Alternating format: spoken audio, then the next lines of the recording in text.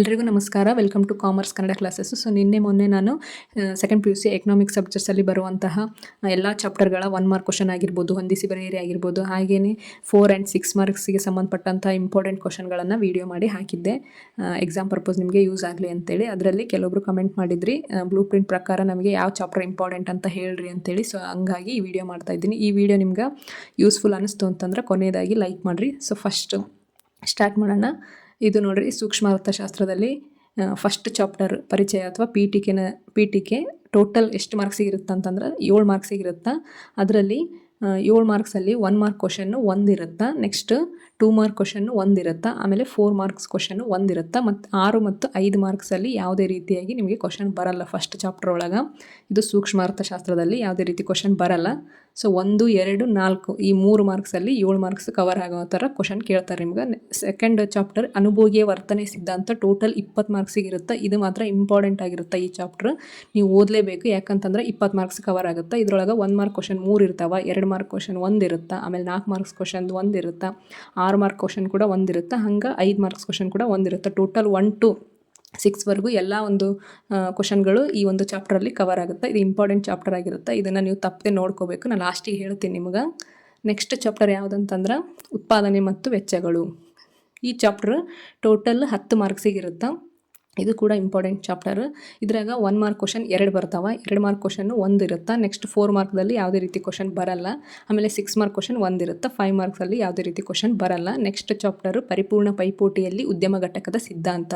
ಇದು ನೋಡ್ರಿ 11 ಮಾರ್ಕ್ಸಿಗೆ ಇರುತ್ತೆ ಟೋಟಲ್ ಆಗಿ. ಆಮೇಲೆ 1 ಮಾರ್ಕ್ ಕ್ವಶನ್ ಇದರೊಳಗೆ 3 ಇರ್ತಾವೆ, 2 ಮಾರ್ಕ್ ಕ್ವಶನ್ನು 2 ಇರ್ತಾವೆ, ನೆಕ್ಸ್ಟ್ 4 ಮಾರ್ಕ್ ಕ್ವಶನ್ನು ಒಂದಿರುತ್ತೆ 4 ಅಂಕದ್ದು. ನೆಕ್ಸ್ಟ್ 6 ಮತ್ತು 5 ಮಾರ್ಕ್ಸಲ್ಲಿ ಯಾವುದೇ ಒಂದು ಕ್ವಶನನ್ನು ಈ ಚಾಪ್ಟ್ರಲ್ಲಿ ಕೇಳಲ್ಲ. ನೆಕ್ಸ್ಟ್ 5ನೇ ಚಾಪ್ಟರ್ ಮಾರುಕಟ್ಟೆ ಸಮತೋಲನ ಟೋಟಲ್ ಆಗಿ 10 ಮಾರ್ಕ್ಸಿಗೆ ಇರುತ್ತೆ. 1 ಮಾರ್ಕ್ ಕ್ವಶನ್ 1 ಕೇಳ್ತಾರೆ, 2 ಮಾರ್ಕ್ ಕ್ವಶನ್ ಯಾವುದೇ ರೀತಿ ಕೇಳಲ್ಲ, 4 ಮಾರ್ಕ್ ಕ್ವಶನ್ 1 ಕೇಳ್ತಾರೆ, ಆಮೇಲೆ 6 ಮಾರ್ಕ್ಸಲ್ಲಿ ಯಾವುದೇ ರೀತಿ ಕ್ವಶನ್ ಕೇಳಲ್ಲ, 5 ಮಾರ್ಕ್ಸಲ್ಲಿ 1 ಕ್ವಶನ್ ಈ ಒಂದು ಚಾಪ್ಟ್ರಲ್ಲಿ ಕೇಳ್ತಾರೆ. ಇದು ನೋಡ್ರಿ ಸೂಕ್ಷ್ಮ ಅರ್ಥಶಾಸ್ತ್ರದ ಒಂದು ಬ್ಲೂ ಪ್ರಿಂಟ್ ಆಗಿರುತ್ತೆ.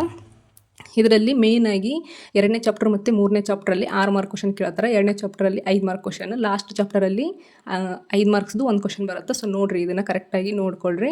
ಅಂದರೆ ನಿಮ್ಗೆ ಯಾವ ಚಾಪ್ಟರ್ ಇಂಪಾರ್ಟೆಂಟು, ಯಾವ ಚಾಪ್ಟ್ರಲ್ಲಿ ಜಾಸ್ತಿ ಮಾರ್ಕ್ಸ್ ಬರ್ತಾವೆ ಅಂತೇಳಿ ಗೊತ್ತಾಗುತ್ತೆ. ನೆಕ್ಸ್ಟ್ ಸಮಗ್ರ ಅರ್ಥಶಾಸ್ತ್ರ. ಇದ್ರಾಗ ಟೋಟಲ್ 6 ಚಾಪ್ಟರ್ ಇರ್ತಾವಲ್ಲ. ಫಸ್ಟ್ ಚಾಪ್ಟರ್ ಯಾವುದಂತಂದ್ರೆ ಪೀಠಿಕೆ ಅಥವಾ ಪರಿಚಯ ಆಗಿರ್ಬೋದು ಸಮಗ್ರ ಅರ್ಥಶಾಸ್ತ್ರದ್ದು. ಸೊ ಇದು ನೋಡ್ರಿ ಎಷ್ಟು ಮಾರ್ಕ್ಸಿಗೆ ಇರುತ್ತೆ ಅಂತಂದ್ರೆ ಟೋಟಲ್ 5 ಮಾರ್ಕ್ಸಿಗೆ ಇರುತ್ತೆ. ಕಡಿಮೆ ಮಾರ್ಕ್ಸ್ದು ಚಾಪ್ಟರ್ ಅಂತಂದ್ರೆ ಇದೇ ಆಗಿರುತ್ತೆ. ಇದರೊಳಗೆ 1 ಮಾರ್ಕ್ ಕ್ವಶನ್ 1 ಬರುತ್ತೆ, 2 ಮಾರ್ಕ್ ಕ್ವಶನ್ ಯಾವುದೇ ರೀತಿ ಕೇಳಲ್ಲ, 4 ಮಾರ್ಕ್ ಕ್ವಶನ್ 1 ಬರುತ್ತೆ, 5 ಮತ್ತು 6 ಮಾರ್ಕ್ಸಲ್ಲಿ ಯಾವುದೇ ರೀತಿ ಕ್ವಶನ್ ಕೇಳಲ್ಲ. ನೆಕ್ಸ್ಟ್ 2ನೇ ಚಾಪ್ಟರ್ ರಾಷ್ಟ್ರೀಯ ವರಮಾನ ಲೆಕ್ಕಾಚಾರ. ಇದು ನೋಡ್ರಿ ಇಂಪಾರ್ಟೆಂಟ್ ಚಾಪ್ಟರ್, 17 ಮಾರ್ಕ್ಸಿಗೆ ಇರುತ್ತೆ. ಇದು ಕೂಡ ಜಾಸ್ತಿ ಮಾರ್ಕ್ಸೇ ಆಯಿತು. ಇದರೊಳಗೆ 1 ಮಾರ್ಕ್ ಕ್ವಶನ್ 2 ಕೇಳ್ತಾರೆ, 2 ಮಾರ್ಕ್ ಕ್ವಶನ್ 2 ಕೇಳ್ತಾರೆ, ಆಮೇಲೆ 4 ಮಾರ್ಕ್ ಕ್ವಶನ್ ಯಾವುದೇ ರೀತಿ ಕೇಳಲ್ಲ, 6 ಮಾರ್ಕ್ಸ್ದೊಂದು ಮತ್ತು 5 ಮಾರ್ಕ್ಸ್ದೊಂದು ಈ ಥರ ಈ ಒಂದು ಚಾಪ್ಟರ್ ಒಳಗೆ ಕೇಳ್ತಾರೆ. ನೆಕ್ಸ್ಟ್ 3rd ಚಾಪ್ಟರ್ ಹಣ ಮತ್ತು ಬ್ಯಾಂಕಿಂಗು. ಟೋಟಲ್ ಮಾರ್ಕ್ಸ್ 12 ಮಾರ್ಕ್ಸ್ ಬರ್ತವೆ.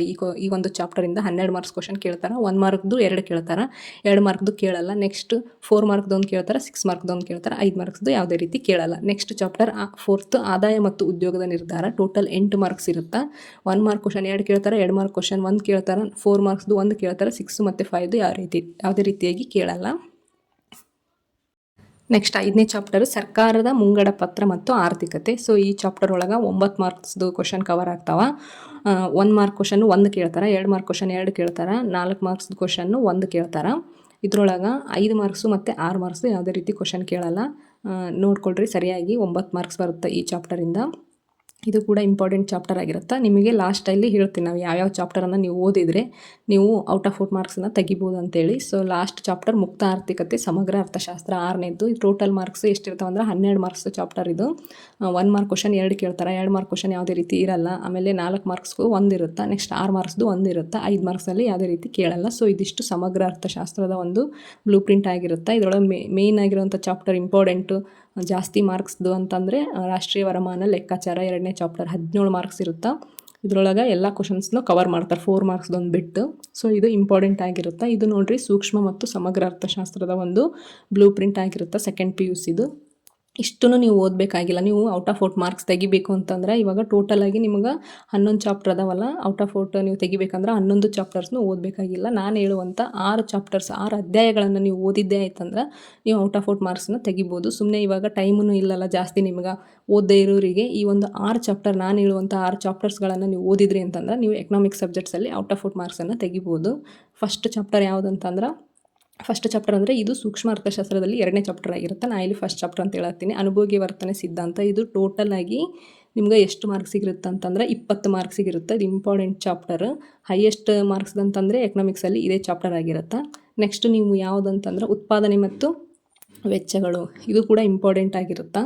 ಇದೊಂದನ್ನು ನೋಡ್ಕೊಡ್ರಿ. ಸೊ ಇದು ಎಷ್ಟು ಮಾರ್ಕ್ಸಿಗೆ ನಿಮಗಿರುತ್ತೆ ಅಂತಂದ್ರೆ 10 ಮಾರ್ಕ್ಸ್ ಚಾಪ್ಟರ್ ಆಗಿರುತ್ತೆ. ನೆಕ್ಸ್ಟ್ ಥರ್ಡ್ ಚಾಪ್ಟರ್ ಯಾವುದಂತಂದ್ರೆ ಅಂದರೆ ಸೂಕ್ಷ್ಮ ಅರ್ಥಶಾಸ್ತ್ರದಲ್ಲಿ 5ನೇ ಚಾಪ್ಟರ್ ಮಾರುಕಟ್ಟೆ ಸಮತೋಲನ. ಇದು ಕೂಡ 10 ಮಾರ್ಕ್ಸ್ ಇದ್ರೊಳಗೆ ಬರ್ತಾವ. ಸೊ ಈ 3 ಚಾಪ್ಟರ್ ಸೂಕ್ಷ್ಮ ಅರ್ಥಶಾಸ್ತ್ರದಲ್ಲಿ ನೀವು ನೋಡ್ಕೋಬೇಕಾಗುತ್ತೆ. ನೆಕ್ಸ್ಟ್ ಸಮಗ್ರ ಅರ್ಥಶಾಸ್ತ್ರದಲ್ಲಿ ಯಾವ್ಯಾವ ಚಾಪ್ಟರ್ ಅಂತಂದ್ರೆ ಸಮಗ್ರ ಅರ್ಥಶಾಸ್ತ್ರದ 2ನೇ ಚಾಪ್ಟರ್ ರಾಷ್ಟ್ರೀಯ ವರಮಾನ ಲೆಕ್ಕಾಚಾರ.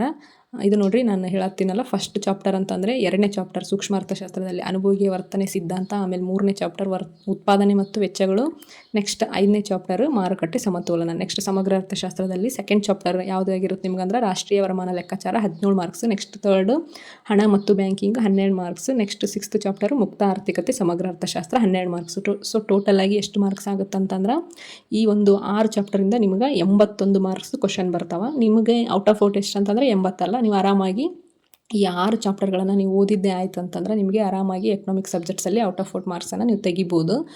ಇದರೊಳಗೆ ಏನಿಲ್ಲ ನೋಡ್ರಿ, ಸೂಕ್ಷ್ಮ ಅರ್ಥಶಾಸ್ತ್ರದಲ್ಲಿ ಈ 3 ಚಾಪ್ಟರ್ಸು ಮತ್ತು ಸಮಗ್ರ ಅರ್ಥಶಾಸ್ತ್ರದಲ್ಲಿ ಈ 3 ಚಾಪ್ಟರ್ಸ್ನ ನೀವು ಓದ್ಕೊಂಬಿಡ್ರಿ. ಇದು ಬಿಟ್ಟು ಬೇರೆ ನೋಡೋಕೆ ಹೋಗ್ಬೇಡ್ರಿ. ನಿಮಗೆ ಪಾಸ್ ಆಗಬೇಕು, ಪಾಸ್ ಆಗೋದ್ರ ಜೊತೆಗೆ ಒಳ್ಳೆ ಸ್ಕೋರ್ ಮಾಡಬೇಕು ಅಂತ ಹೇಳಿದ್ರೆ ನೀವು ಈ 6 ಚಾಪ್ಟರ್ಗಳನ್ನು ನೋಡ್ಕೊಂಬಿಡ್ರಿ.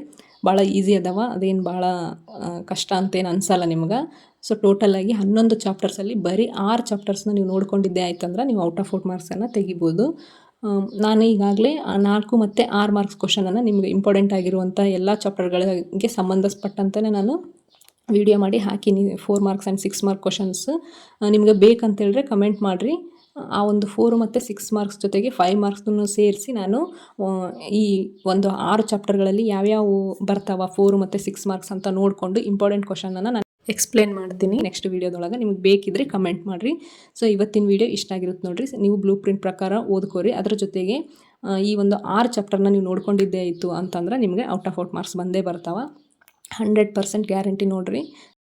ಇದ್ರ ಜೊತೆಗೆ ನೀವು ಉಳಿದ ಚಾಪ್ಟರ್ಸ್ ಏನದಾವಲ್ಲ ಆ 6 ಚಾಪ್ಟರ್ಸ್ನ ಬಿಟ್ಟು ಅವುಗಳದ್ದು ಸ್ವಲ್ಪ ಇಂಟ್ರೊಡಕ್ಷನ್ ಪಾರ್ಟನ್ನು ನೋಡ್ಕೊಂಡಿರಿ ಅಂತಂದರೆ ಮೀನಿಂಗು ಡೆಫಿನೇಷನ್. ಸೊ ಅವೆಲ್ಲ ನಿಮ್ಗೆ MCQ ಹೊಂದಿಸಿ ಬರೆಯಿರಿ ಮತ್ತು ಬಿಟ್ಟ ಸ್ಥಳದಲ್ಲಿ ಯೂಸ್ ಆಗ್ತಾವ ಅಷ್ಟನ್ನು. ಮತ್ತು ಈ ಒಂದು 6 ಚಾಪ್ಟರ್ಸನ್ನು ನೀವು ಮೇಯ್ನಾಗಿ ನೋಡ್ಕೊಂಡಿದ್ದೆ ಆಯ್ತು ಅಂತಂದ್ರೆ ನೀವು ಔಟ್ ಆಫ್ ಔಟ್ ಮಾರ್ಕ್ಸನ್ನು ತೆಗಿಬೋದು. So thank you for watching.